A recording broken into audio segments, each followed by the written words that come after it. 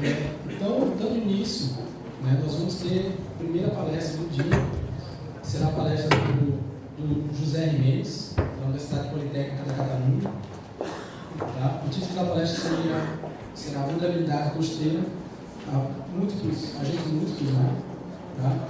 E essa palestra faz parte da mesa redonda que nós temos no evento, que é a vulnerabilidade das climáticas, né? Eu sou o moderador e que vai contar também com a apresentação do João Colodi e do Vitor Zanetti do ITA, não, do Wilson Júnior do ITA. ¿Tá? Bueno, buen día. ¿Me oís atrás? Gracias.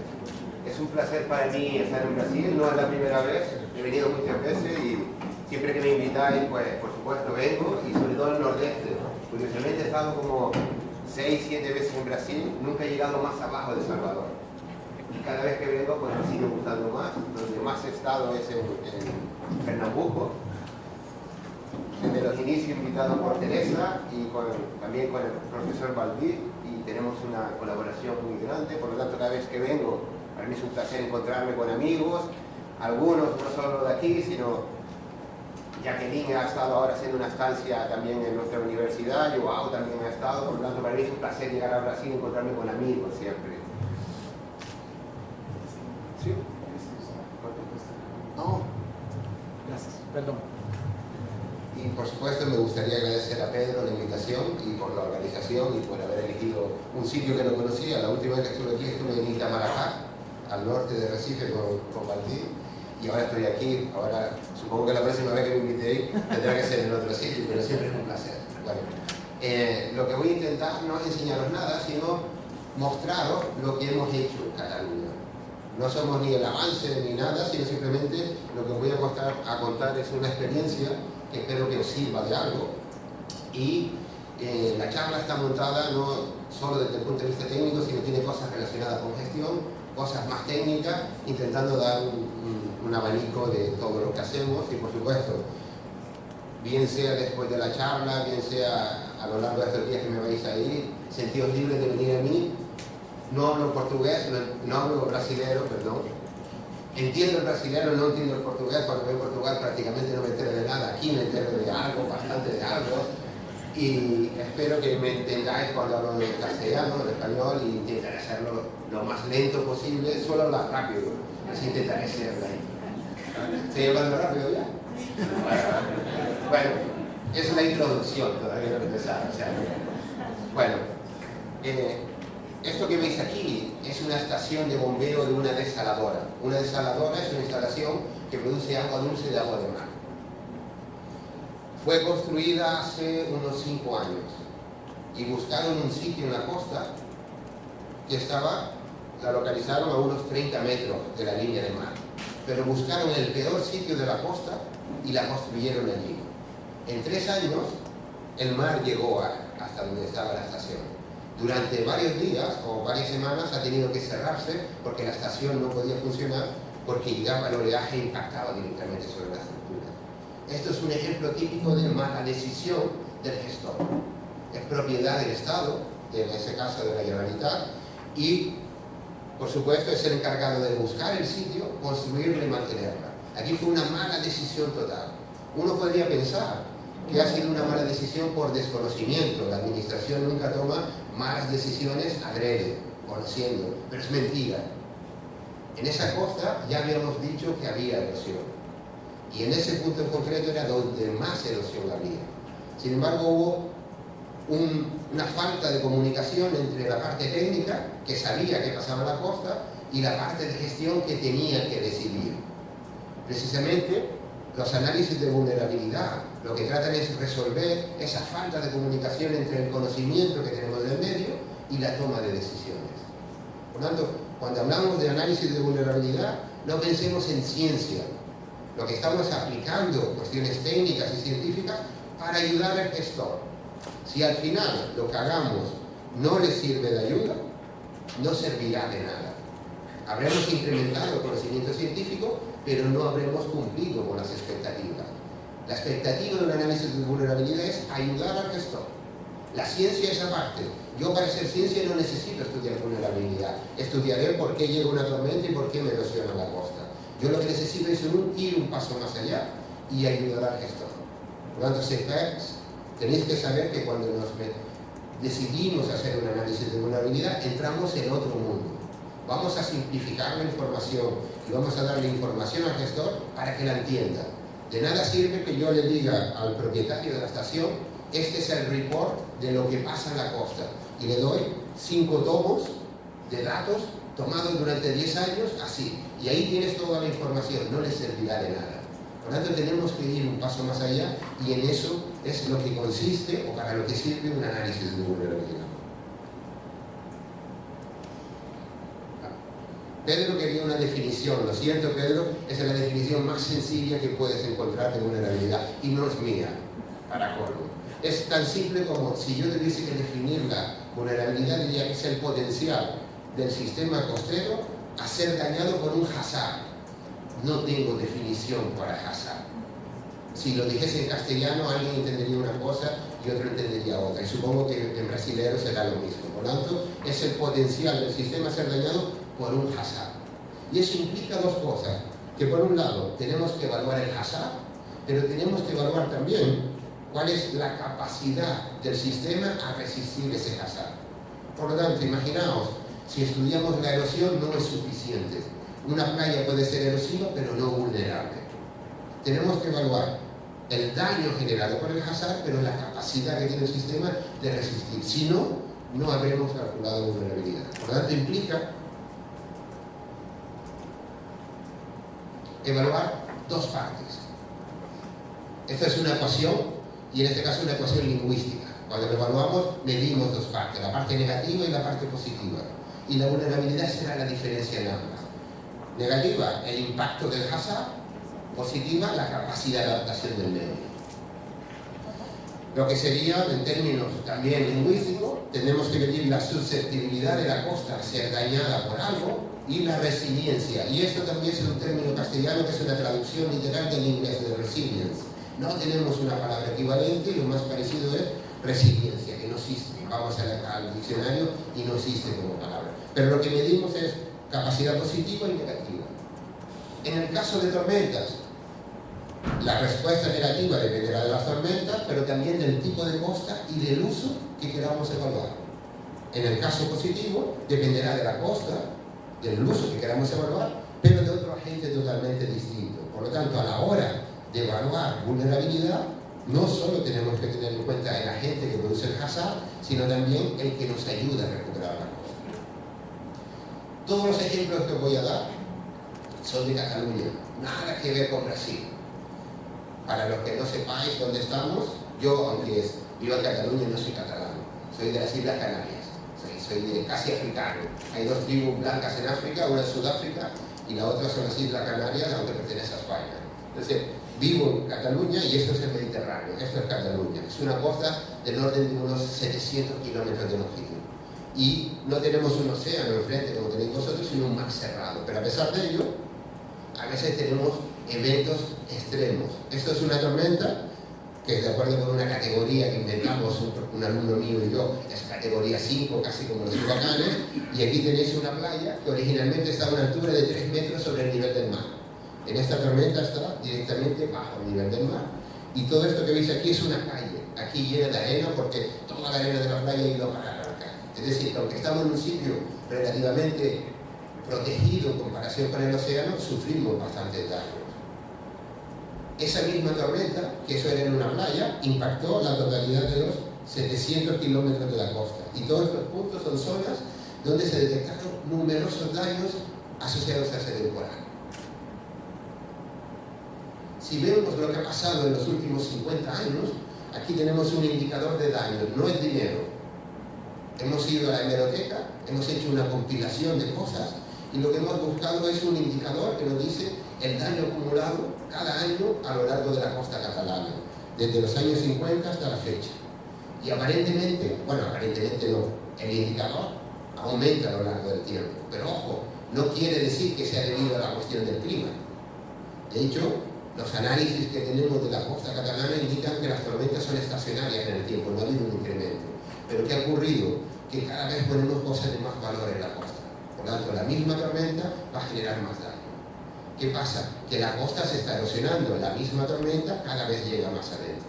Por lo tanto, aunque a lo largo del tiempo tenemos un incremento en los daños, no significa que ese incremento sea debido a cuestiones climáticas, sino es a cómo hemos usado la costa y a cómo se está comportando la costa. Eso que es acumulado a lo largo del tiempo, también lo hemos hecho a lo largo de la costa para identificar dónde tenemos más daños. Y es ahí, precisamente en este marco, donde aparece el análisis de vulnerabilidad. ¿Cuál es la motivación? Primero, esto es común, esto es para la costa catalana, pero podría ser común prácticamente para cualquier sitio. Tenemos un escenario costero que se puede caracterizar en las condiciones actuales por daños frecuentes de consecuencias sociales, económicas y ambientales o naturales. Tenemos un escenario climático probable en el cual se intensificarán los problemas, no debido a las tormentas, pero quizá al ascenso del nivel del mar. Borja dará un overview de lo que serían las cuestiones climáticas a lo largo de Brasil o de la costa de Latinoamérica, pero que habrá diferentes agentes, diferentes sitios donde incrementará ese problema.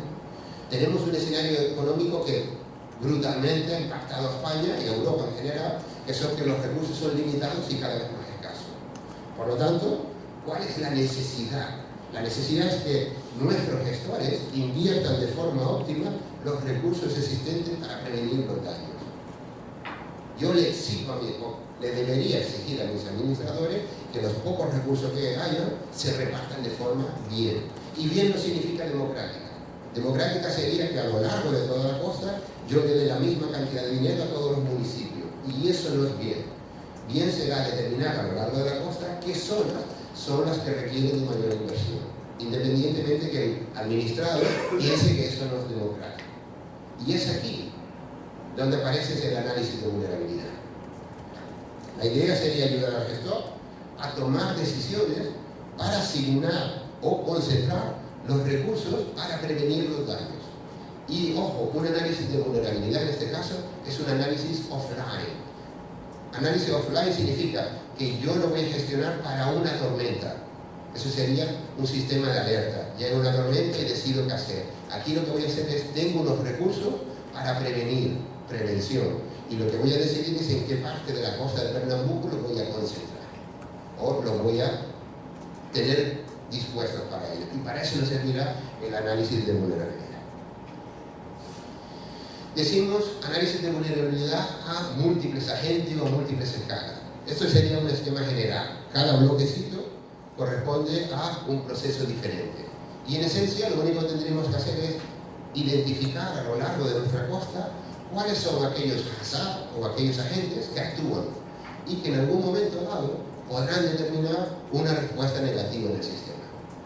En esencia, será calcular para cada uno de ellos una vulnerabilidad individual para ser posteriormente integrada.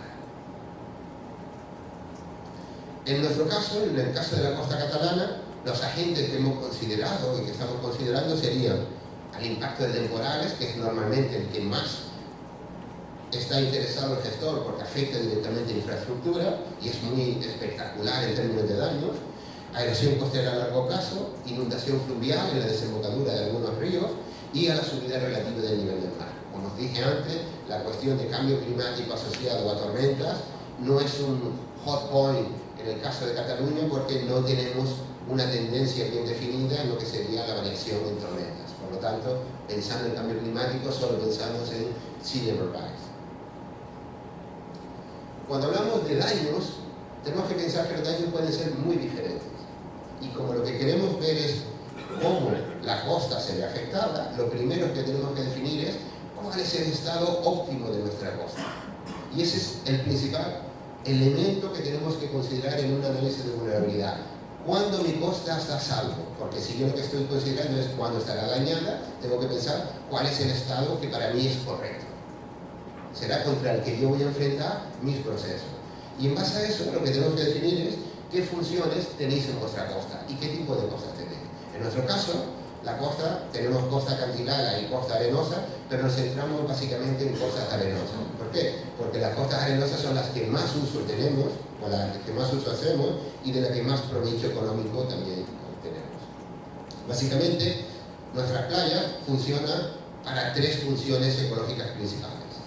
Una que no es tan ecológica, pero que si consideramos que el hombre es parte de un sistema ecológico costero, sería la función recreativa, que es la que tenemos aquí, en el cual lo que tenemos es una playa en la que necesitamos espacio. Por lo tanto, nuestro estado óptimo, playa óptima, será un ancho de playa determinado que es capaz de recibir turistas. Mientras esté por encima de un óptimo estamos bien, cuando está por debajo de ese óptimo empezamos a tener problemas y aparecerá ahí ya los términos negativos de vulnerabilidad. La otra función importante será la de protección, que es que la playa se funcione como una obra de protección costera, protegiendo el hinterland del impacto de temporales, y en algunos casos, aunque al gestor muchas veces no le interesa mucho, es la verdad, sería la cuestión natural, en el cual la playa o la costa soporta una cantidad determinada de sistemas naturales que normalmente, por desgracia, lo ponemos en un segundo nivel con respecto a los otros. Ahora mismo nosotros en Cataluña estamos incluyendo esta parte en valorando los servicios que proveen, los servicios ecológicos que proveen la costa, y valorando el impacto que una erosión me puede generar en una pérdida de hábitat en términos incluso de dinero. Esas funciones no son iguales a lo largo de todo el año. Imaginémonos una playa nuestra en el Mediterráneo. A lo largo del año, nosotros solo recibimos turistas una época determinada del año, que es el verano. Por lo tanto, si yo como gestor me preocupa la función recreativa, solo me preocupa de que la playa tenga su óptimo en verano, que es cuando más turistas tengo y menos energía tengo. En cambio, si pienso en la parte de protección, tengo que procurar que la playa cumpla el óptimo en protección cuando tengo tormentas. Aquí la línea amarilla sería energía de oleaje y blanca sería número de turistas a lo largo del año. Por lo tanto, vemos que esas funciones no se mantienen a lo largo de todo el año. Por lo tanto, yo puedo pensar que la playa necesita una configuración A en verano y una configuración B en invierno. Y que la vulnerabilidad con respecto a la función recreativa la tengo que pensar básicamente en verano. Y la vulnerabilidad a protección será en invierno. Por lo tanto, ese óptimo de la playa, esas funciones nos determinan a nosotros también incluso en qué época del año tenemos que considerar. Y no solo en qué época del año, sino también cuáles son los procesos. Esto es función recreativa. Y aquí tenemos dos ejemplos de una playa absolutamente vulnerable, vulnerable no, absolutamente no, fallando en términos recreativos. Las dos son en Cataluña. Una, porque no tengo playa, incluso para muy poca gente. La playa se ha perdido. Y otra, porque no tengo playa para tanta gente. Es decir, tengo más gente que la que me cabe en la playa. Aquí, claramente, no tiene nada que ver con tormentas. Aquí eso es verano y lo que tengo que procurar es qué procesos son aquellos que me determinan que la playa a lo largo del tiempo vaya perdiendo su calidad desde el punto de vista recreativo. Y aquí mi óptimo es, necesito una superficie para que un determinado número de usuarios use la playa de forma confortable. Si ese mismo número de usuarios se mantiene a lo largo del tiempo, quien me va a afectar eso es una pérdida de superficie, es decir, erosión a medio, largo plazo, nada que ver con la tormenta. Y aquí tenéis experiencia con todo lo que habéis hecho en el caso del Estado dentro del proyecto MARE. Es decir, aquí estamos hablando básicamente de erosión costera a medio plazo, ni siquiera tormentas. Aquí tenemos, para lo largo de la costa catalana, puntos que nos indican hasta qué punto tenemos problemas de erosión o no. El 70% de nuestras costas sedimentarias es erosiva. Pero eso no nos dice nada. Nos dice que tenemos erosión. Aquí tenemos ahora solo las playas erosivas, donde cada tamaño del círculo es proporcional a la tasa de erosión. La tasa media de erosión es del orden de, si solo considero las playas erosivas, de casi 2 metros por año. Tampoco me dice nada. Y aquí aparece otro término que tenemos que incluir, que es tiempo. Tiempo es porque si yo le voy a dar la información al gestor, si no se la doy con el tiempo suficiente de antelación, no le servirá de nada. Si yo al gestor le digo hoy, vuestra playa es vulnerable, ¿qué hace? La respuesta o la información que demos tiene que estar escalada a la escala necesaria de la toma de decisiones en gestión. Para que os hagáis una idea, no sé en Brasil, porque no me quiero meter en camisa de once varas, decir algo que va a ser en falso, pero en España. Yo identifico que hay un problema y voy al gestor a decírselo. El gestor dice, perfecto Jiménez, le hago caso, lo creo, muy bien. Ahora vamos a hacer un proyecto para resolver esto. El proyecto significa que primero tengo que buscar dinero en el ministerio para conseguir el proyecto. Una vez que el político consigue dinero, lo tiene que sacar a concurso público. Una vez que lo saca a concurso público, se tiene que presentar a diferentes consultoras. Se tiene que resolver el problema, el concurso. Luego hay alegaciones de los que quedaron eliminados. Y han pasado unos cuantos meses. Una vez que es aceptado, se vuelve a pedir dinero para ese proyecto ejecutarlo. Otra vez concurso público, otra vez licitación, otra vez recusación y al final ya tengo dinero, proyecto y empiezo a hacer la obra. Desde que yo he dicho algo hasta que se hace puede pasar un par de años. Por lo tanto, si yo le doy la información hoy no puede tomar una decisión. Por lo tanto, el tiempo en los análisis de vulnerabilidad es crucial. La información tiene que ser in advance, con antelación. Si no la hacemos con antelación, no sirve. Porque no le daremos tiempo al gestor para tomar decisiones. No servirá decir, yo te avisé, pero ojo, le he avisado hoy cuando la playa ya es vulnerable. Tiene que ser con una anticipación. En el caso que hemos visto para la playa recreativa, aquí tenemos una evaluación a día de hoy. A día de hoy mismo, prácticamente un 25% de nuestras playas ya son vulnerables a la cuestión recreativa. Hoy no están dando un soporte. Pero si lo quiero ayudar, el gestor no puede hacer nada hoy con esos 20%. Aquí tenemos lo mismo, que parezca la misma figura, no la es, proyectada a 10 años. Aquí hemos pasado de un 20% a casi un 40% de playas con una alta sensibilidad, una alta vulnerabilidad a la cuestión recreativa. Solo esa. No hablamos de infraestructura, hablamos de que en un 40% de las playas, en 10 años tendremos problemas para aguantar el número de turistas que tenemos.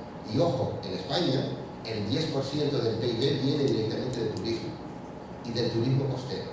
Por lo tanto, no estamos hablando de daños en infraestructura, sino daños en un uso. Por lo tanto, cuando hablamos de vulnerabilidad, olvidémonos por un instante solo en tormentas, sino hay otros procesos que son igual o más importantes desde el punto de vista económico.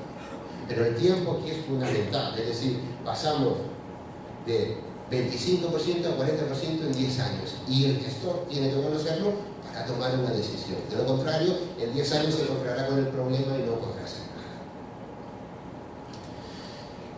Eso, bueno, no voy a enseñar nada porque soy experto y aquí los estudios de noción los tenéis más que controlados. No es que aquí os pueda enseñar algo, pero aquí os voy a enseñar más experiencia nuestra. En este caso, vamos a lo típico de los análisis de vulnerabilidad, que sería el impacto de temporales. Y aquí estamos pensando en la playa como un elemento que me protege el territorio. Estos son también dos ejemplos de la costa catalana donde ha fallado esa función de protección. Esto que veis aquí es una vía del tren que discurre paralela a la costa. Y en algunas zonas la playa ha desaparecido. Las olas impactan directamente en la escollera de protección y en algunos momentos la circulación del tren tiene que parar.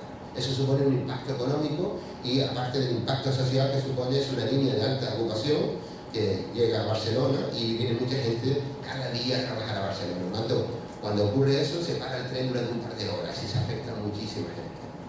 Esto que veis aquí es la estación desaladora que vimos antes y aquí están daños en la conducción y demás asociados también al impacto del temporal. Vamos a ver cómo, aquí va una parte quizás más técnica, cómo abordar la análisis de vulnerabilidad referente a lo que sería la función de protección. Bueno, aquí tenéis la playa, o aquí hay una playa, y es el ejemplo típico. Estamos protegiendo el litoral. ¿Por qué es tan importante en nuestra costa? Dije que estamos en el Mediterráneo, pero voy a enseñar algunos ejemplos. Tenemos problemas con impacto de temporales de inundación en zonas costeras urbanas. Esta es la playa que decíamos antes. Esto que veis aquí, la flecha, intenta marcar hasta dónde llegó el agua en la parte trasera de la calle durante ese temporal. Por supuesto, estos son daños en infraestructuras urbanas.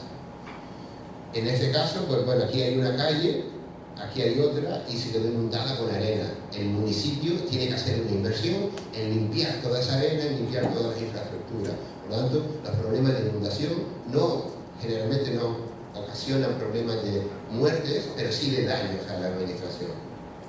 En zonas naturales también tenemos el mismo efecto de inundación.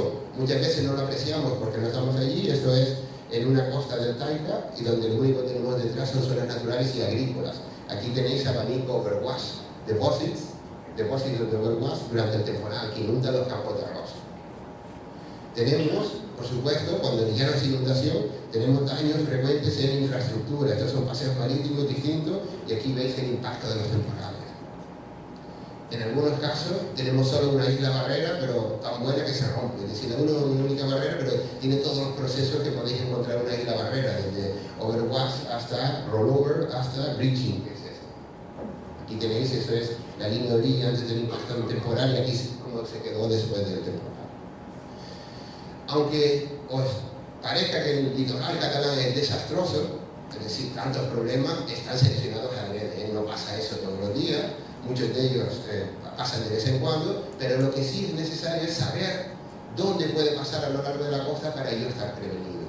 Y es aquí donde entra el análisis de vulnerabilidad para tormentas. En esto, junto con varios alumnos míos que han hecho el doctorado, hemos desarrollado una metodología que tenemos bastante implementada. Ahora, dentro de un mes, probablemente, mi última alumna que trabaja en este tema defenderá su tesis doctoral. Y aquí tenemos lo que sería la metodología básica, que consta de unos pocos elementos que iremos viendo paso a paso y que, bueno, no dará tiempo de verlo en profundidad, pero el jueves me parece que Pedro había organizado una especie de pequeño seminario donde intentaremos describirlo un poquito más en profundidad. Básicamente los elementos son, en primer lugar, tenemos que caracterizar el hazard, eso es lo importante.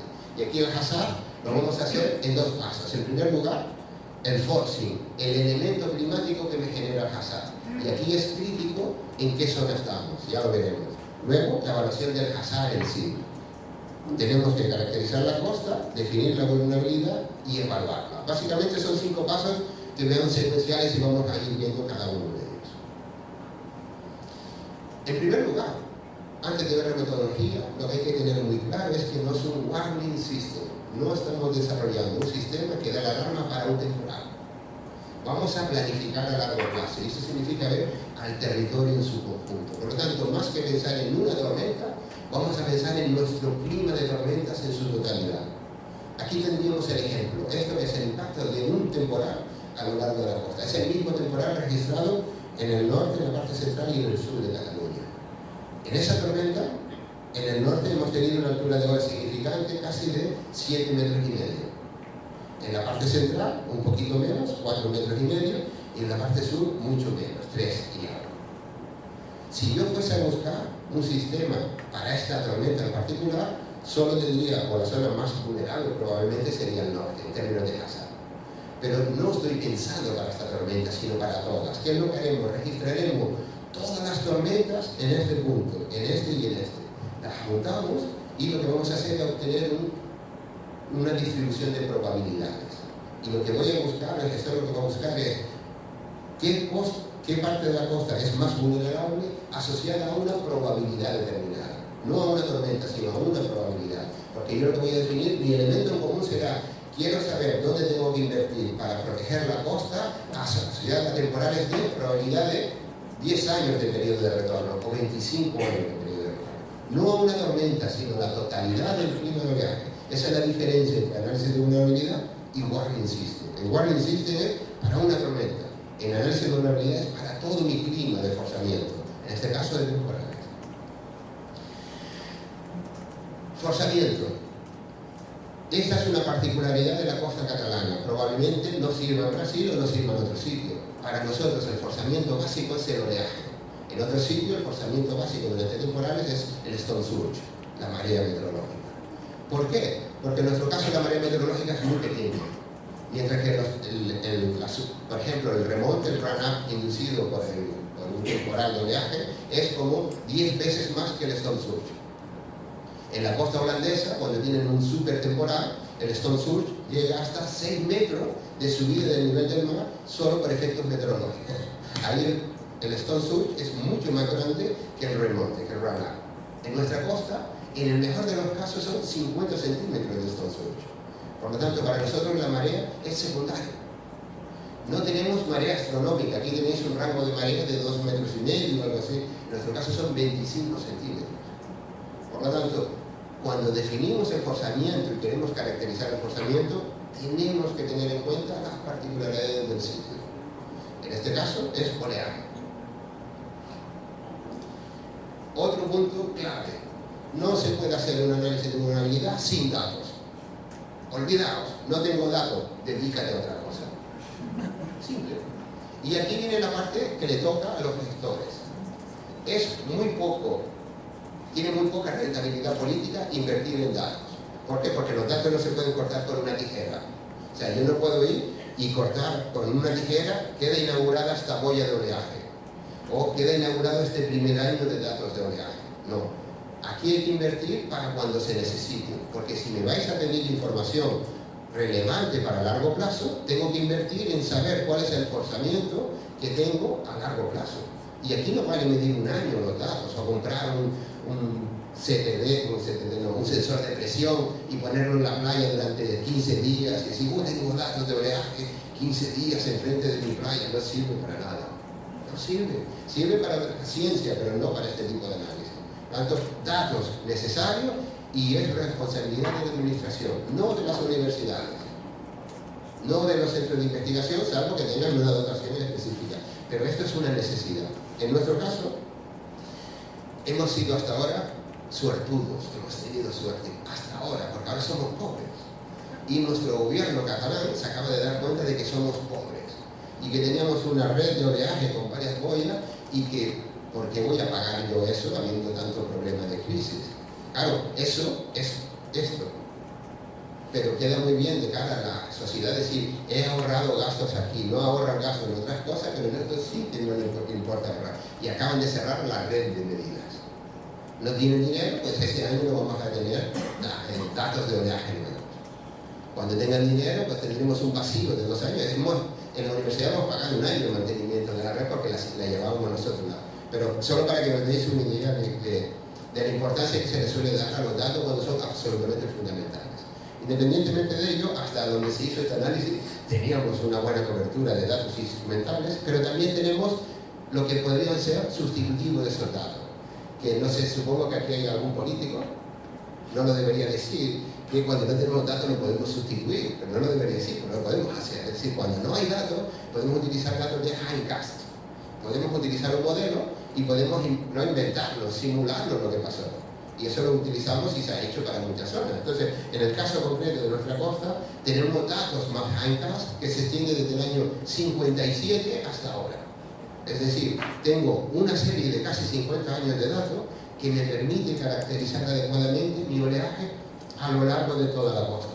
Para ello defino varias zonas en mi costa y para cada una de ellas defino mi forzamiento. Eso es lo que tenemos que hacer, buscar buenos datos, buscar más o menos zonas relativamente homogéneas del oleaje, o si queréis, si tenéis ganas, si tenemos muchos nodos a lo largo de la costa, podemos hacer lo mismo para cada nodo. No es estrictamente necesario vulnerabilidad, sí para un modelo numérico, para ver en forma de detalle cómo evoluciona la costa, pero para un análisis de vulnerabilidad lo que necesitamos son regiones homogéneas. Pues aquí tuvimos esa suerte. Siguiente cosa, ¿qué es un evento extremo en este caso que estamos viendo temporales? Pues bueno, depende de para qué y depende de dónde. Esta es la definición que tenemos nosotros de evento, de tormenta, en la costa catalana. Es un evento en el cual la altura de ola significante excede un valor umbral de 2 metros durante un mínimo de 6 horas. ¿Por qué? Porque de entrada es un extremo desde el punto de vista estadístico. Es decir, si yo mido mi serie de datos de oleaje, esto sería un evento extremo desde el punto de vista estadístico, pertenece al percentil más alto, es excedido pocas veces al año, pero lo más importante, este evento así definido me genera una respuesta en la costa que yo puedo observar. Y como mi objetivo es ver vulnerabilidad, yo necesito que ese evento sea lo suficientemente significativo como para producirme un hazard medible. Y mi hazard es lo que me va a generar la tormenta, que en mi caso sería erosión e inundación. Puedo encontrar un evento asociado a una altura de ola significante menor, pero lo que hemos chequeado es que no me genera un hazard suficiente. Como el objetivo aquí no es análisis estadístico, sino es buscar un objetivo final relacionado con daño en la costa, lo hemos definido en base al daño generado. Si yo aplico esto en la costa holandesa, todo el invierno será un único evento, porque prácticamente la altura de ola excede los 2 metros prácticamente el 100% del tiempo. Con lo cual, en cada zona tendremos que ajustar esos 2 metros en base a la climatología local. Cada uno tiene que buscarse su propia definición de evento pensando para qué lo quiere utilizar. Por un lado tiene que ser un extremo estadístico y por otro generarme el hazard que yo estoy buscando. Solo para daros una idea de cómo son nuestros temporales. Aquí es esa clasificación que os había dicho en 5 categorías, desde lo que serían temporales pequeños hasta tormentas extremas, y nos vamos con alturas de ola que van desde los 3 metros de altura de ola significante hasta casi 7 metros. Esto sería un equivalente a la escala de Saffir-Simpson hecha para el Mediterráneo, para el noroeste mediterráneo. ¿Vale? En términos de duración, también pasa de tormentas de 20 horas a casi 100 horas de duración. Y, en este caso, en términos de energía, el pasar de un nivel 1 a un nivel 5 supone un incremento en el contenido energético del temporal del orden de 13 meses. Acordaos que la respuesta de la costa no depende de la altura de ola, sino depende de la altura de ola elevado a algo, depende de la energía. Pues aquí os da una idea de la respuesta esperable en la costa ante el impacto de diferentes temporales. Otra cosa que tenemos que tener en cuenta es que estas tormentas asociadas a diferentes niveles energéticos son combinaciones de diferentes variables. Aquí tenemos cada color, es un nivel energético de la tormenta. Las negras son las más pequeñas y las últimas estas. Y en este plano lo que tenemos en el eje X es altura y en el eje Y duración. Y esa es una cosa típica que tenemos prácticamente en todas las costas, es que las variables que nos definen la tormenta normalmente no están correlacionadas. Es decir, yo tengo una altura y el temporal se puede presentar con la misma altura y diferentes duraciones. O la misma altura y diferentes periodos. ¿Eso que indica? Que no me basta con conocer una variable, tengo que conocerlas todas. ¿Y por qué es importante? Porque a la hora de definir mi distribución de probabilidades, tengo que elegir entre 2 opciones. Vamos a olvidarnos desde el punto de vista técnico de las dos y vamos a entrar en una. Yo tengo los datos de oleaje. Como las variables no están correlacionadas entre sí, lo que voy a hacer es buscar cuáles son los datos del forzamiento que yo requiero. En mi caso y de mis datos originales, construir series del forzamiento que necesitáis, erosión, inundación, lo que sea, y ajustarlas posteriormente a esas series. Es fundamental. Si no, la incertidumbre introducida en el proceso es infinitamente grande.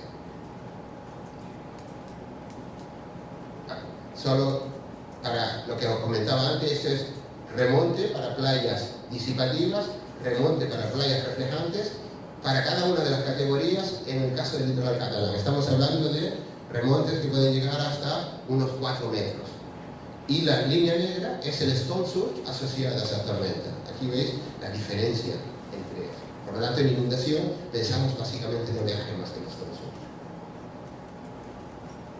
Bueno, ya tenemos caracterizado el forzamiento, series temporales de mis variables. Ahora vamos a caracterizar el hazard. Y aquí son 2 procesos, inundación y erosión. ¿Por qué? Porque cuando considero el impacto de un temporal, probablemente al gestor le interese saber qué parte está asociada a la inundación y qué parte está asociada a la erosión. Y muchas veces tenemos tormentas que me inducen más una cosa y otras tormentas que me inducen más otra. No necesariamente ocurre al mismo tiempo. La mayor parte de las veces sí, pero no siempre. Aquí tenemos un ejemplo del impacto de un temporal que me ha generado inundación y erosión en la costa. ¿Por qué es importante evaluar las dos? Esto es una simulación de la inundación con un modelo de inundación. Hemos utilizado la costa original antes del impacto del temporal, hemos calculado cuál era el nivel y el caudal de agua que se generaba y hemos inundado la parte trasera. Este es para el mismo temporal. La única diferencia entre una y otra es que aquí hemos incluido también la respuesta de la costa durante la acción del temporal. Es decir, la costa no permanece con una estructura fija, sino que se va erosionando. Consecuencia, durante la tormenta, con el mismo nivel, el nivel de la playa va bajando, va entrando más caudal. Aquí vemos el no considerar la erosión o el sí considerar. Es el mismo evento. Por lo tanto, es importante valorar las dos cosas por separado y en muchos casos combinar. A la hora de evaluar ese hazard y esa vulnerabilidad, vamos a utilizar una cosa muy simple. Y aquí, por ejemplo, aquí tenemos un modelo conceptual muy simple, que es un modelo hecho para la costa este americana, en el cual lo único que se evalúa es el tipo de respuesta esperada en una costa baja bajo el impacto de temporales, de huracanes, perdón. Cuando el huracán o el temporal es pequeño, los procesos quedan limitados en playa y a medida que va aumentando la intensidad del huracán, vamos teniendo mayor nivel de mar y vamos teniendo mayor probabilidad de inundación y de erosión. Y básicamente aquí la variable crítica es elevación, el total water level, elevación durante el temporal en comparación con la elevación de la playa. Es inundación, por lo tanto, estamos hablando de la dimensión vertical.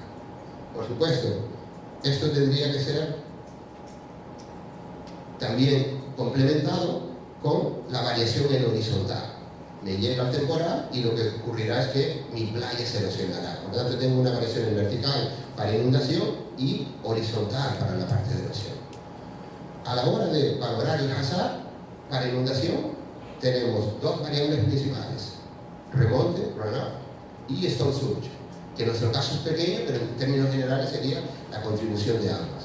En el caso de erosión, erosión de un perfil de playas. Otra vez, es una simplificación.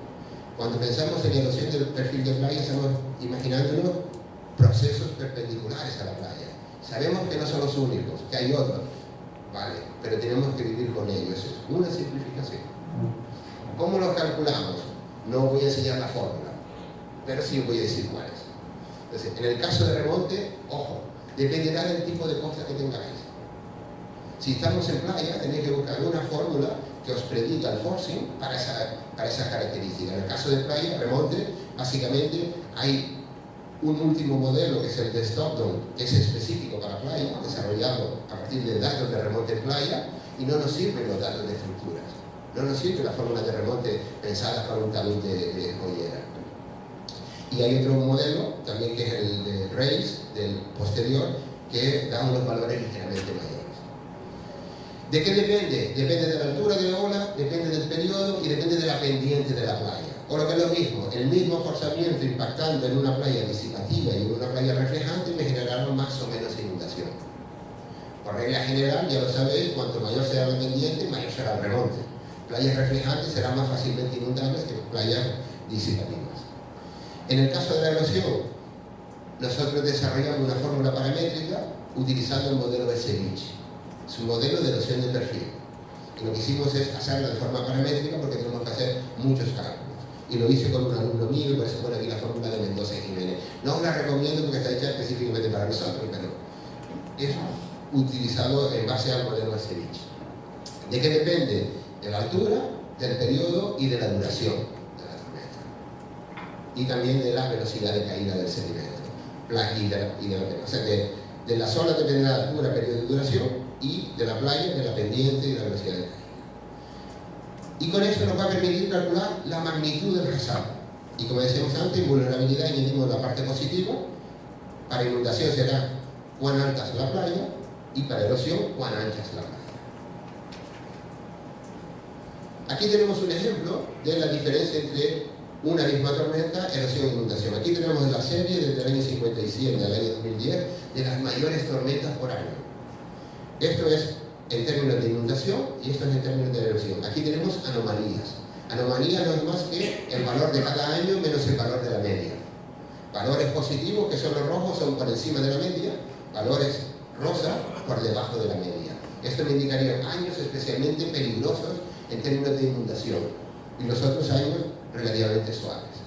En erosión tendríamos años especialmente peligrosos en términos de erosión y años especialmente peligrosos, años suaves. Si los comparamos están relacionados, pero no son iguales, lo cual nos indica que habrá años en los cuales las tormentas son sobre todo peligrosas, pensando en la inundación de la costa, y años en que son de erosión.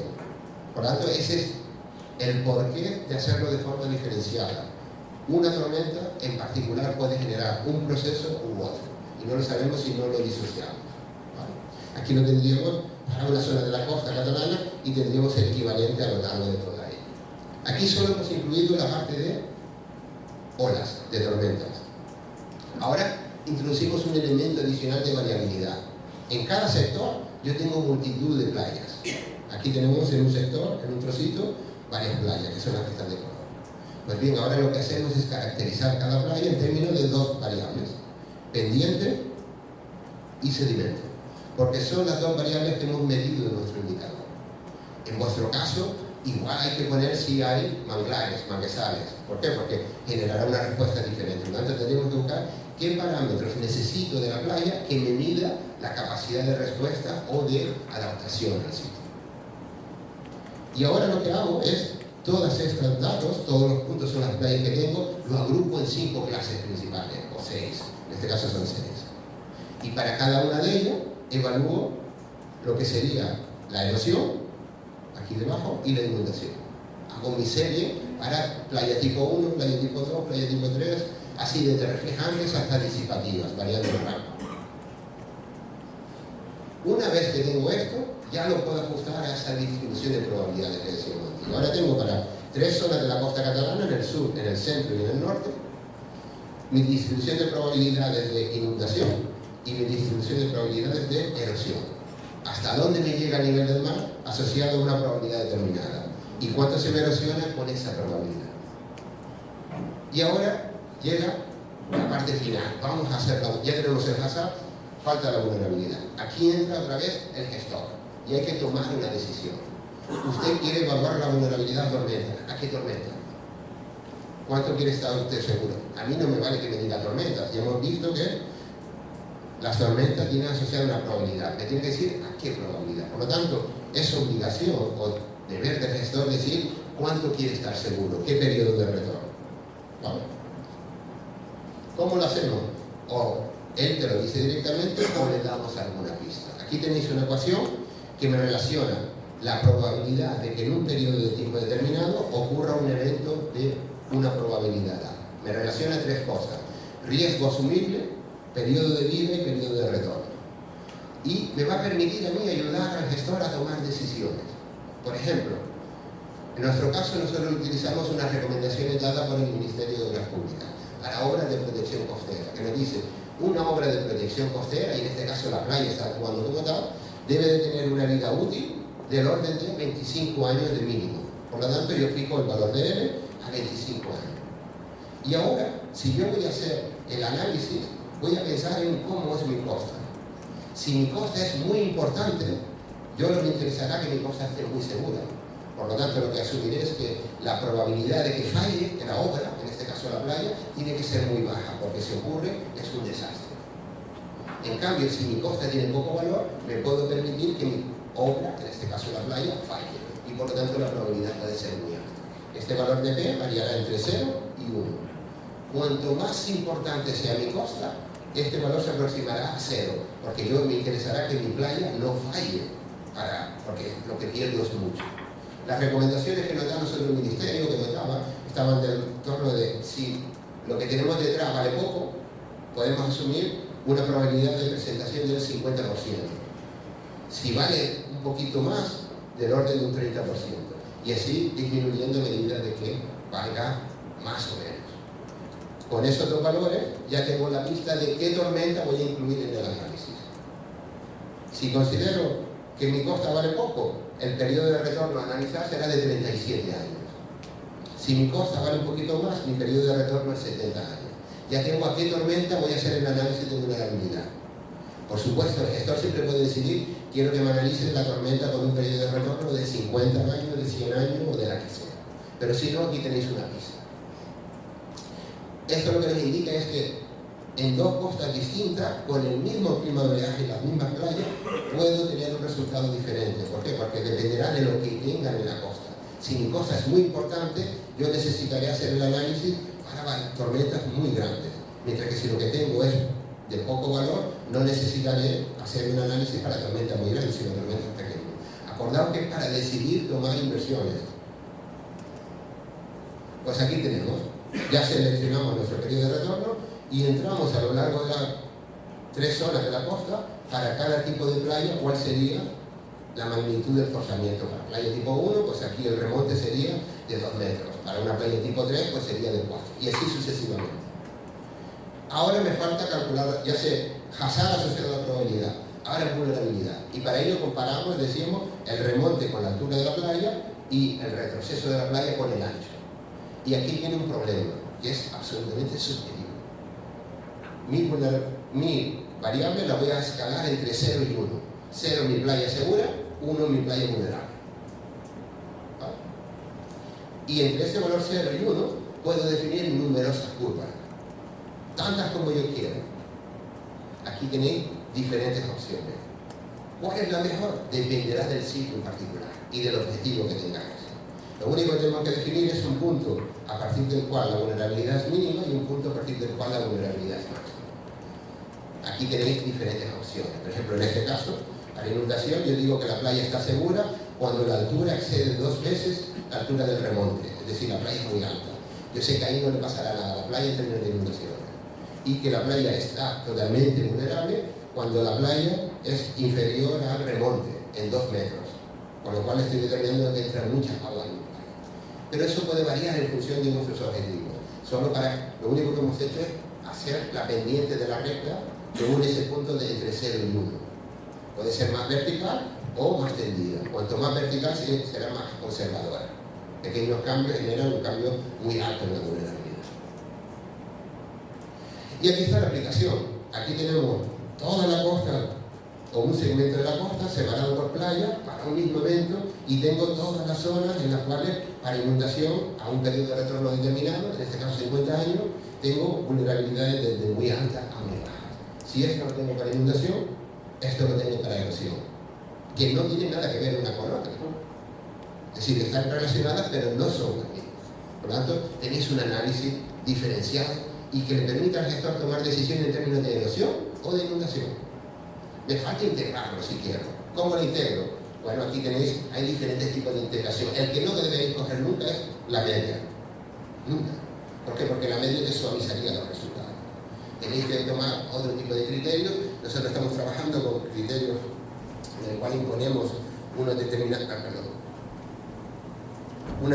combinaciones en términos de erosión e inundación, pero también estamos trabajando con lógica difusa para combinación entre una y otra. Hay diferentes medios de integración. Lo que hemos hecho no es más que calcular algo. Y ese cálculo puede ser bueno o puede ser malo. Igual que en los modelos numéricos hacemos una calibración, una vez que hacéis una propuesta de indicadores y una propuesta de evaluación, tenemos que hacer una especie de validación. Es distinto a la calibración de un modelo numérico, porque no estamos comparando algo que sea medible igualmente. Aquí lo que tenemos, como una especie de calibración, tendríamos una predicción de la vulnerabilidad a lo largo de playas en el litoral catalán. Aquí nos hemos quedado solas con las más vulnerables, y aquí lo que tenemos son zonas donde tenemos reportado daños en infraestructuras. Con lo cual aquí lo que relacionamos es la potencial de ser dañado por erosión y por inundación debido a tormenta, y aquí son datos reales de impactos de tormenta que me han generado daño. Por lo tanto, os sirve para ver si más o menos vuestro indicador realmente os reproduce el proceso. Si nos da una cosa totalmente diferente, hemos calculado algo que no tiene nada que ver con la realidad. Por lo tanto, cuando calculamos un indicador, ojo, es una predicción. Necesitáis chequear que funciona. Claro, a nivel climático es difícil comparar con algo que va a ocurrir en el futuro, pero hay cosas que cuando son tormentas sí podemos comparar con lo que pasa hoy en día. Eso implica que necesitamos datos también, no solo para predecir, sino para validar. Y esto es muy difícil, tenemos que hacer un inventario de daños a lo largo de toda la costa. Y es difícil porque nadie se ocupa de ello. Y en muchos casos no tenemos ni siquiera información. Y es igualmente necesario. Es sumamente tedioso. Nosotros hemos tenido que ir a una biblioteca y durante 100 años, que teníamos un periódico que tenía 100 años, estar mirando todos los periódicos. Por suerte estaba digitalizado y podía dar búsqueda con palabras clave. Pero muchas veces no hay información en ningún sitio, sino en prensa, información cualitativa. Pues así todo, eso os servirá para intentar validar el método. Decíamos a múltiples escalas. Antes habíamos visto para la parte recreativa el efecto de la erosión a medio plazo. Aquí hemos visto ahora para tormentas. Aquí tenemos el mapa, otro mapa, igual para tormentas ya en toda la costa, y en este caso son para tormentas más o menos frecuentes, que notamos que el 20% de la costa es vulnerable a día de hoy. Si ahora queremos hacer esa predicción para ayudar al gestor a mañana, aquí tenemos la misma predicción en 10 años. Han incrementado de un 10% a un 35% esas playas vulnerables. Las tormentas siguen siendo las mismas. Y aquí lo único que tenemos es que las playas se han reducido por la erosión a medio plazo. Por lo tanto, el fósil es el mismo, pero la capacidad de adaptación es distinta. ¿Por qué? Porque las playas son más estrechas. Y aquí es la necesidad de ir incluyendo los diferentes procesos a medida que vamos incrementando el tiempo. Ya para acabar, para que está medido con Pedro para que fuera a acabar, aquí he hecho una adaptación de un comentario hecho para indicadores de un investigador que se llama Jesse House, que me gustaría leer literalmente, es una traducción mía y una modificación. Uno podría concluir que con un marco consistente de análisis, el gestor tiene todo lo necesario para empezar un día fructífero de trabajo. Desafortunadamente, o sin embargo, la experiencia nos muestra que las decisiones políticas informadas no son necesariamente buenas decisiones. Incluso un marco de análisis perfecto no es una garantía para que de repente todos los errores que nuestra sociedad ha cometido al gestionar la costa desaparezcan. Por lo tanto, lo único que estamos haciendo es ayudando a que el gestor tome una decisión informada. Informada no es buena, porque nosotros informamos, pero hay otra gente que informa también. Y las decisiones no solo dependen de nosotros, y eso lo tenemos que valorar también, porque cuando uno es ecólogo piensa que lo más importante es la ecología, el economista que es solo la economía, pero hay que integrar todo. Y bueno, y solo pues agradecer a mis estudiantes y compañeros que han ayudado a que hagamos este trabajo, agradecer vuestra atención y vuestra paciencia conmigo, y bueno, y si tenéis alguna pregunta, pues estaré encantado.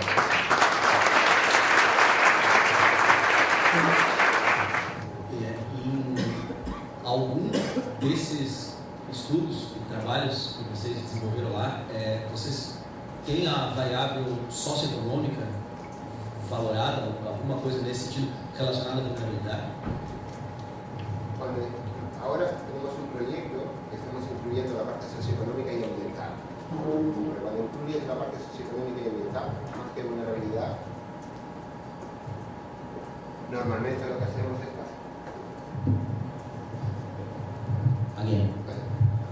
que tenía un micrófono. Cuando incluyes la parte económica y ambiental, lo que estamos valorando son consecuencias del proceso. Entonces pasaríamos ya directamente de vulnerabilidad a riesgo. O sea, aquí sería de pasar ya a valorar directamente consecuencias, que es otro tipo de herramienta para toma de decisiones. Aquí lo único que dice es que eso es susceptible de ser dañado. Y la única parte de económica lo introduces en términos de la selección de elementos de la probabilidad, si es más importante o menos importante. Pero realmente nosotros ahora lo estamos incluyendo en la parte socioeconómica, y lo que estamos valorando es cuánto se nos ha afectado en términos de costa por este tipo de eventos. Pero ya es pasar de vulnerabilidad a riesgo. De todas maneras, hay mucho de la vulnerabilidad se ha hecho desde el punto de vista socioeconómico. Hay mucha literatura sobre vulnerabilidad socioeconómica, donde de hecho se olvida incluso de lo que son los forzamientos, sino es si la sociedad es más o menos vulnerable, si mi costa es más o menos vulnerable en términos de cuestiones socioeconómicas, comunidades que son susceptibles de ser, por ejemplo en Colombia, en algunas zonas que tienen poblaciones costeras de indígenas o de gente con muy baja capacidad, con muy poca resiliencia, pues lo que te indica un poco es hasta qué punto esas sociedades son impactadas o potencialmente dañadas por este tipo de eventos. Pero en nuestro caso estamos incluyéndolo, pero pasándonos ya directamente a la parte de de la Universidad Federal de Rio Grande do Norte, estoy aquí con un grupo de allá, profesor Venerando, y también estamos acá para, y también mi amigo, estamos haciendo también estudios, por eso creo que es muy importante este intercambio. Usted habló acerca de predicción, y me gustaría que si usted podría hablar un poquito cómo hace esa predicción, cuál es la herramienta que tiene usado allá. Bueno, en este caso en concreto, como es una predicción a un plazo relativamente corto, que son 10 años, lo que hemos hecho es, para cada una de las playas, hemos evaluado cómo se comportan durante los últimos 20 años. De hecho, tenemos información de 50 años, pero nos hemos concentrado en los últimos 20 años. Y para cada playa, lo que hemos hecho es como una especie de modelo empírico. Es decir, lo que hemos determinado es cuál es la tasa de comportamiento de esa playa en las condiciones actuales. Dado que no hay un cambio esperable en el clima, salvo que el hombre haga algo, lo que hacemos es proyectar el comportamiento actual a un periodo de 10 años. el periodo de predicción es comparable, es menor que el que hemos utilizado para estimar el comportamiento actual, por lo tanto es aceptable. Si tú vas a, en el caso de que el hombre hiciese algo en la costa, esa zona no serviría esa predicción, porque esa predicción es en base a el comportamiento actual y a las condiciones actuales. Imagínate, si construye un puerto, la costa se acelera la erosión. ¿Vale? Entonces, mientras el hombre no haga nada, lo que hemos hecho nosotros es predicción del comportamiento costero a medio plazo con las condiciones actuales. Entonces, lo único que necesitas aquí es una gran cantidad de datos para cada playa, de tal forma que tú puedas determinar cómo se está comportando el día de hoy. En el caso de que haya modificaciones, tendrías que pasar a predicciones utilizando una herramienta numérica, un modelo numérico. Pero ahí incluyes otro problema, que es que tendrías que calibrar el modelo numérico y tendrías que valorar. Por tanto, para no introducir incertidumbre, lo que hacemos son predicciones a un plazo de tiempo relativamente corto, del orden de 10 años. Siempre la predicción tiene que ser menor que el tiempo de datos del cual tú dispones, porque si no, no estarás segura de tu predicción. Y segundo, intentando que sea lo más simple posible. Siempre. Pero siempre que estés segura de que no se cambien las condiciones evolutivas. Cualquier cambio en las proximidades de una playa, de construcción de un espigón o de un puerto, te invalida tus datos. ¿Por qué? Porque el futuro será distinto que el que tienes que el presente. En este caso son predicciones con un modelo empírico, playa por playa. Es decir, no es la misma tasa para todas las playas, sino cada una tendrá su comportamiento individualizado, pero en este caso tenemos suerte de tener muchos datos. De fotografía aérea, de datos particulares de perfiles de playa, y otra vez es lo mismo que esto es cansino, es datos. Si no tenemos datos no podemos hacer nada. Podemos utilizar un modelo para predecir, pero vete a saber si el modelo reproduce la realidad, porque tendrías que calibrar, y claro, son 700 kilómetros de costa. En vuestro caso es todavía más. Entonces, imaginaos, lo ideal es tener herramientas relativamente simples. Una vez identificados los puntos clave, sí puedes ir a un análisis de detalle y hacer un análisis específico con un modelo numérico bien calibrado para la zona. Pero aquí el objetivo es identificar, básicamente el objetivo es identificar hotspots. Es decir, qué zonas a lo largo de la costa son críticas, para que usted invierta y a posteriori pueda hacer un análisis de detalle. Pero son herramientas simples en este caso. Bom dia, Márcia Oliveira, Ministério do Meio Ambiente. A minha pergunta, professor, é um pouco como é que a recepção, essa interlocução da universidade com os órgãos gestores. Se já há alguma identificação de aplicação dessas informações e se há algum grupo institucional que tenha várias representações institucionais que possam estar usando, né, essas informações. Muchas veces son financiadas por los diferentes ministerios. En algunos casos, parte de la información se lleva a la práctica, pero a veces sirve desde el punto de vista teórico para definir un plan, pero no para implementarlo. Es decir, yo creo que muchas veces la información que se genera en la universidad en España llega bastante bien a la administración, sobre todo en lo referente a costas y a medio ambiente. A veces se llega a un paso de definir planes y lanzar estudios adicionales que a posteriori hacen consultoras, lanzar planes que se presentan ahí como un gran objetivo de hemos hecho un plan contra la erosión, un plan contra el cambio climático, un plan de gestión, pero después en el día a día normalmente la aplicación es bastante complicada. A día de hoy tenemos una gran polémica en España porque se ha modificado la ley de costas. No han hecho caso ni han preguntado a ninguna universidad. De hecho, muchos de los profesores de universidad están absolutamente enfadados, vamos a decir, con la nueva ley, con algunos aspectos de la nueva ley. Claro, en España tenemos la suerte de tener diferentes escuelas que de alguna manera son muy buenas en la parte de costa y que habitualmente hay una conexión con la administración. Pero sin embargo, en algunos elementos la administración se olvida o no tiene en cuenta las posibles opiniones, posiciones y demás. Por lo tanto, yo puedo decir que sí hay una buena conexión, pero después a la hora de implementar algunos elementos prácticos muchas veces falla. Porque no solo damos información, en el caso de la ley, no solo la información que da un técnico, un científico, sino también es una cuestión de propiedad privada y cosas de ese tipo. Y aquí es lo mismo, al final tengo que invertir dinero y puedo tener otras cosas además de esta información. Y me olvido a mí de que es más estratégico invertir en aquella zona que no en esta. Entonces, sí hay comunicación, pero comunicación no significa que nos hagan caso siempre, que es cosa que tampoco pretendemos. Como yo digo, en la universidad no se gestiona. El gestor tiene que ser alguien que yo pueda echar. Imaginaos que yo soy el gestor de España, fantástico, de la costa española, fantástico, pero haría lo que yo quisiera. Y como soy funcionario, nadie me puede echar, por lo tanto, la costa será la que yo quiera. Si ponemos un político y decide una planificación, si no nos gusta, siempre tenemos la opción de poderlo eliminar. Esa es la diferencia, que muchas veces nos olvidamos, de que el técnico ayuda al político a tomar decisiones, pero el político es su deber de tomar las decisiones. Entonces, lo que sí tenemos que procurar es que siempre las decisiones sean informadas, para que puedas tomar la mejor posible. Y después el otro, el economista hará lo mismo. Aquí no he presentado nada natural, pero tengo compañeros que son ecólogos y les gustaría decir algo acerca de la vulnerabilidad natural o ecológica. Entonces, en base a eso, al final, como los recursos son limitados, pues tendré que decidir dónde invertirlos. Entonces, el problema es que son muchos actores. Y si le hacemos caso a todos, pues tendremos que invertir en toda la costa, porque para cada uno de nosotros no es lo más importante. Você falou de usar dados de Hindcast para pesquisa. Usou algum modelo de onda para calcular esses dados? En el caso de los datos de Hindcast, de oleaje, estos se obtuvieron dentro de un proyecto europeo en el cual lo que se hizo fue un retroanálisis con el modelo WAN. Entonces lo que se hizo fue recuperar o hacer la serie de datos cada hora desde el año 57 hasta el año 2001 con un tipo de modelo estándar de generación de oleaje.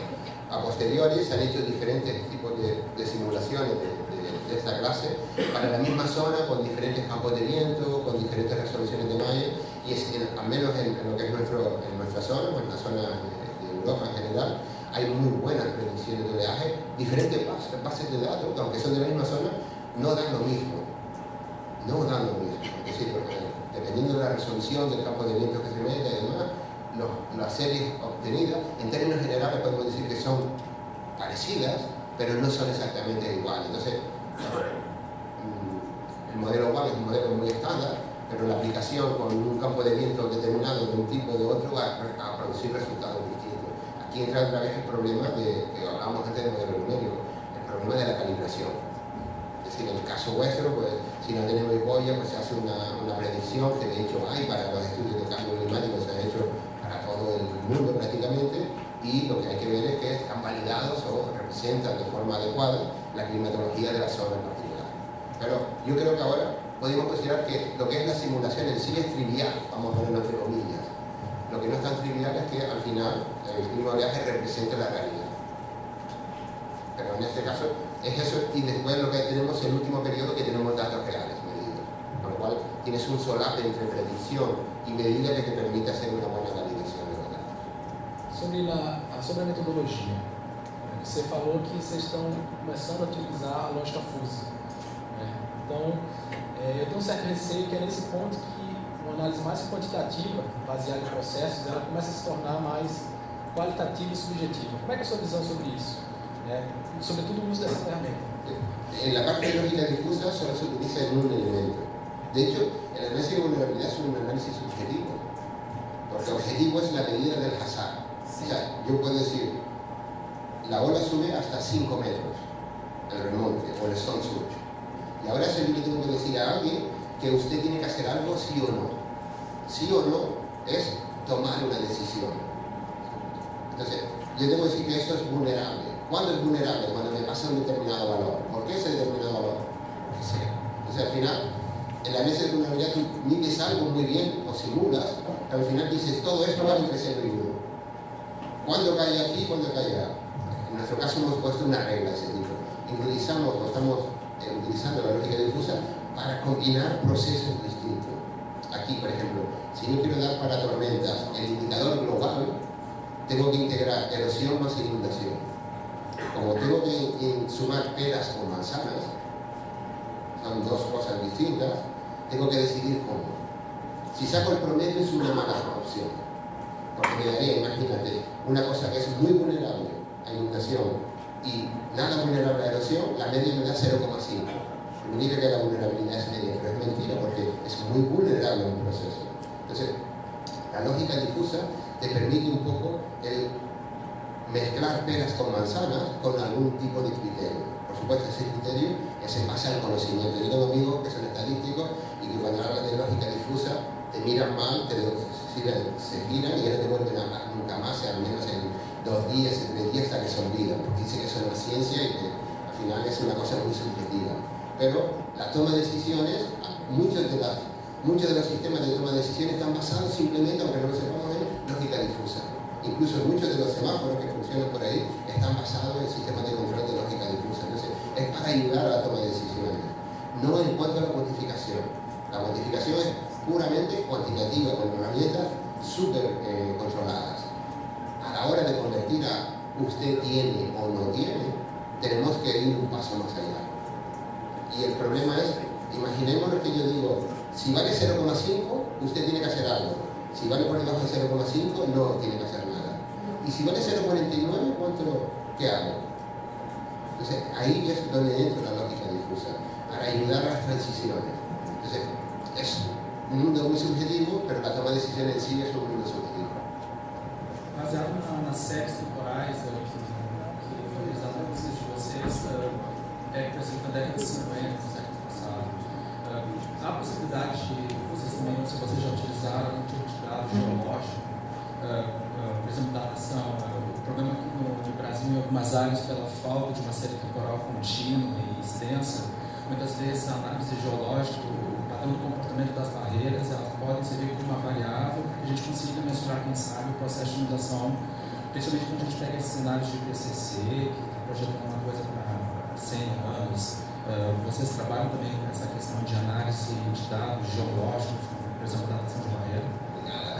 No, es complicado porque yo diría que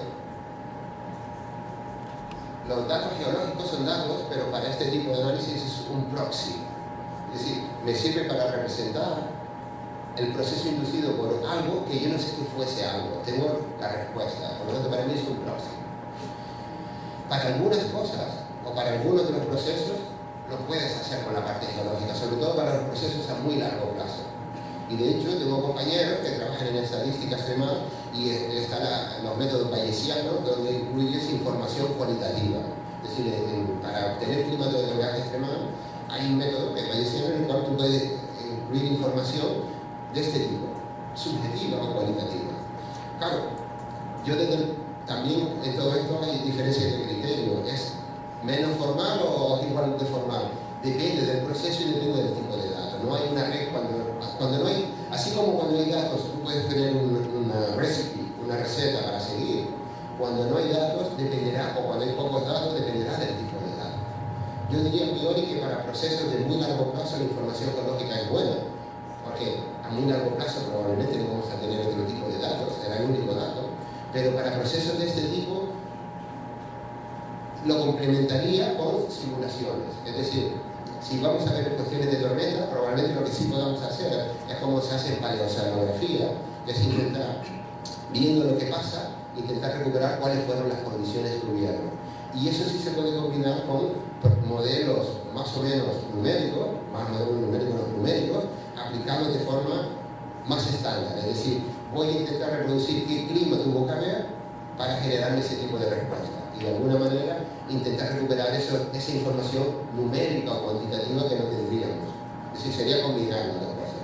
Pero depende mucho de las especificidades. Así como es como general, lo que comentas tú dependerá del sitio y del dato que tienes. Pero sobre todo yo pensaría en procesos a largo plazo, para cuestiones climáticas sobre todo.